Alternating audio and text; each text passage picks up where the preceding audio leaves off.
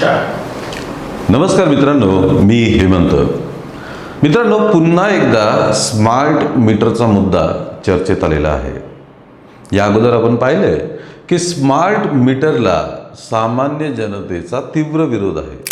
अनेक संघटना या स्मार्ट मीटरला इतका विरोध करत आहेत की त्यांनी अक्षरशः आंदोलनं छेडलेली आहेत. त्याचप्रमाणे जनतेत सुद्धा या स्मार्ट मीटरवरनं प्रचंड रोष बघायला मिळतोय. आता हा स्मार्ट मीटरचा मुद्दा विधानसभेत सुद्धा गाजू लागलेला आहे. विधानसभेचं पावसाळी अधिवेशन सध्या सुरू आहे. पण नेमका मुद्दा उचलला कोणी, त्यावरती कोणी काय उत्तर दिले आणि स्मार्ट मीटरच्या मुद्द्यावरती विधानसभेत का गदारोळ होऊ लागला हे सर्व आपण या व्हिडिओच्या माध्यमातून बघणार आहोत. आता स्मार्ट मीटर म्हणजे काय, तर स्मार्ट मीटर हे एक नवीन तंत्रज्ञान वापरून बनवण्यात आलेलं आपल्या इलेक्ट्रिसिटी सप्लायचं मीटर आहे, ज्यामध्ये आधुनिक तंत्रज्ञानाद्वारे रीडिंग जे आहे, आपण किती वीज वापरली याची रीडिंग ऑटोमॅटिक ट्रेस होईल आणि त्यावरनं तुमचं बिल जनरेट होईल. आता स्मार्ट मीटर लावल्यापासनं लाईट बिलामध्ये जवळपास 3 ते 4 पटींनी वाढ झाल्याची तक्रार बऱ्याच ठिकाणावरून, अक्षरशः लाखोंच्या संख्येत या तक्रारी यायला लागल्यात. यावर विद्युत मंडळ ठातूरमातूर उत्तर देतात, चुपचाप येऊन घराबाहेर मीटर लावून जातात. राहणाऱ्यांना, कस्टमरला, त्यांना ग्राहकांना सांगण्याची गरज वाटत नाही, दारसुद्धा वाजवत नाहीत.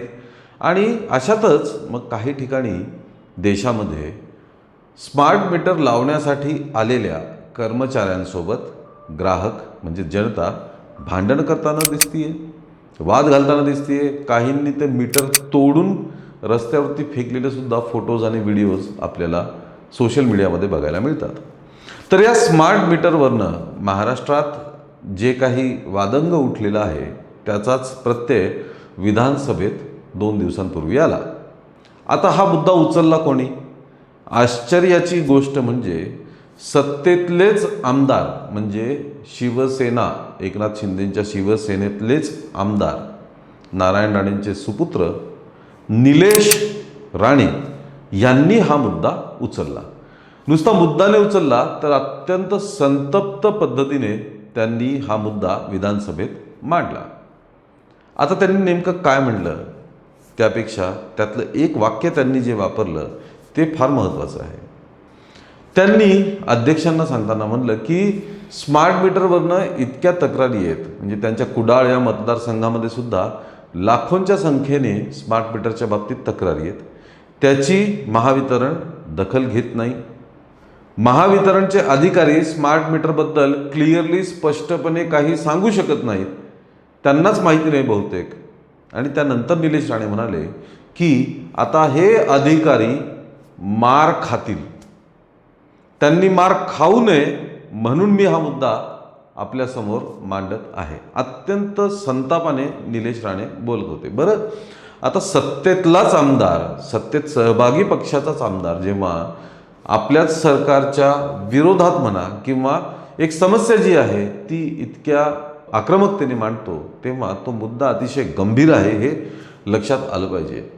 यावर मेघना बोर्डीकर ज्या राज्यमंत्री आहेत त्यांनी 1-1.5 मिनिटाचा फक्त खुलासा दिला की हो, आम्ही सक्षमतेने करत आहेत, ज्या समस्या येत आहेत, ज्या तक्रारी येतात त्यांचं निवारण करत आहेत. इतक्या लाख तक्रारी आल्या, त्यातल्या इतक्या सोडवल्या गेल्या. पण स्मार्ट मीटर लावल्यानंतर वीज बिल वाढून येतं हा गैरसमज आहे असं बोर्डीकर म्हणाल्या. त्यावर मग काँग्रेसच्या नाना पटोलेंनी त्यांनी सुद्धा आपलं मत मांडलं. त्यांनी सुद्धा एका अर्थाने संतापच व्यक्त केलेला आहे. त्यांनी हेच सांगितलं की लाखोंच्या संख्येत वीज बिल दुप्पट, तिप्पट, 4पट येतंय अशा तक्रारी आलेल्या आहेत. निलेश राणे अगोदर म्हणाले होते की हे अधिकारी जातात आणि गुपचूप मीटर लावतात. त्याचप्रमाणे एखाद्या ग्राहकाची तक्रार असेल, जुन्या मीटरवाल्या ग्राहकाची काही तक्रार असेल इलेक्ट्रिसिटी संबंधात, व्होल्टेज संबंधात, तर हे अधिकारी ती दुरुस्ती करायला जातात आणि त्या दुरुस्तीच्या बहाण्याने जाऊन चुपचाप स्मार्ट मीटरसुद्धा लावून येतात. ग्राहकांना पत्तासुद्धा लागत नाही. नाना पटोले यावरती म्हणाले की 4पट बिल आल्याचे पुरावे आहेत, तक्रारी आहेत. तुम्ही कुठल्याही मतदारसंघात जा, या तक्रारी आपल्याला बघायला मिळतील. पण कुठल्या तरी एका मोठ्या उद्योगपतीला हे स्मार्ट मीटर बसवण्याचं कॉन्ट्रॅक्ट देण्यात आलेलं आहे. इथे एक मुद्दा समजून घेतला पाहिजे की स्मार्ट मीटर वापरायचं का नाही वापरायचं, जुनंच मीटर वापरायचं का स्मार्ट मीटर बसवायचं, हा पूर्णपणे ऑप्शनल मुद्दा आहे. जर ग्राहकाला वाटलं तर त्यांनी स्मार्ट मीटर बसवून घ्यावं आणि त्या जुन्या मीटरवरती तसंच चालू द्यायला हरकत नाही. असा कायदा आहे असं हे मंत्री आणि हे आमदार सांगतात. पण महाराष्ट्रात स्मार्ट मीटर कंपल्सरी करण्यात आलेलं आहे, जे या ऑप्शनचा जो कायदा आहे त्याच्या विरोधात आहेत. यावरच नाना पटोले म्हणतात की हे कॉन्ट्रॅक्टच मुळात एका मोठ्या उद्योगपतीला दिलेलं आहे, त्याच्यामुळे हे कंपल्सरी करण्यात आलेलं आहे. म्हणजे उद्योगपतीचा खिसा भरण्यासाठी हा स्मार्ट मीटरचा कंपल्शन महाराष्ट्रात जनतेच्या माथी मारण्यात आलेलं आहे असं हे म्हणतात.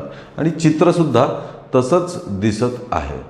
स्मार्ट मीटरची ना कोणी डिमांड केली होती, स्मार्ट मीटरची ना कोणी मागणी दिली होती. आता याच्यात म्हणतात प्रीपेड वीज तुम्हाला वापरता येईल, म्हणजे 2000चा रिचार्ज केलं तर 2000, पण नको.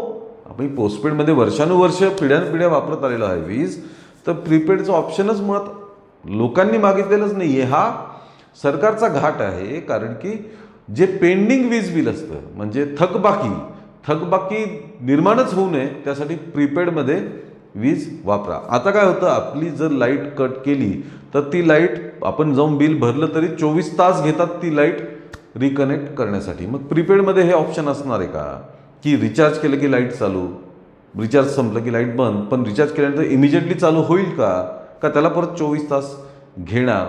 हा मुद्दा मुळात कळीचा मुद्दा बनतो आहे. त्यात वाढीव बिल.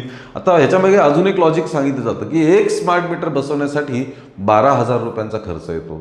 हा खर्च महावितरण किंवा सरकार हे कर्ज काढून करत आहे. हा खर्च आता कर्ज काढून करत आहे, म्हणजे हे कर्ज, त्यावरचं व्याज, हे सगळं तुम्ही जनतेच्याच खिशातनं वसूल करणार.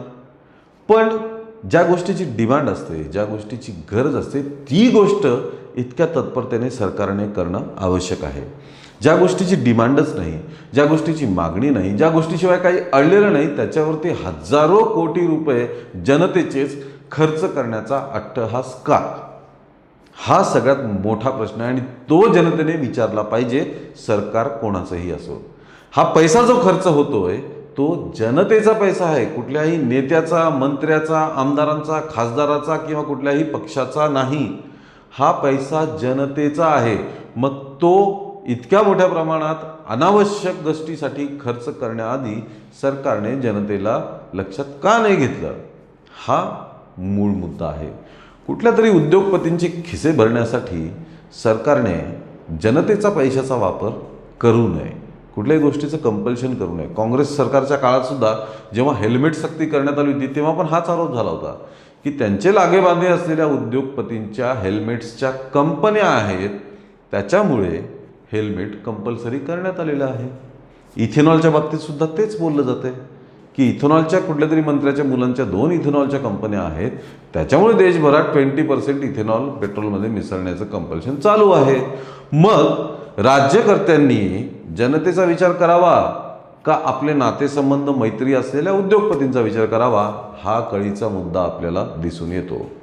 अर्थात स्मार्ट मीटरचं कंपल्शन हे किती दिवस टिकणार, त्यावरती जनतेचा अजून किती रोष उद्भवणार, हे सगळं पाहणं महत्त्वाचं ठरणार आहे.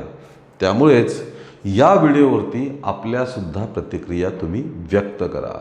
काय माहीत हाच आवाज उद्या सरकारपर्यंत पोहोचेल आणि मग जनतेच्या हिताचे निर्णय घेण्याबद्दल सरकार विचार करायला सुरुवात करेल. या व्हिडिओवर कमेंट करा, या व्हिडिओला लाईक आणि शेअर करा आणि आमच्या चॅनलला ताबडतोब सबस्क्राईब करा. धन्यवाद.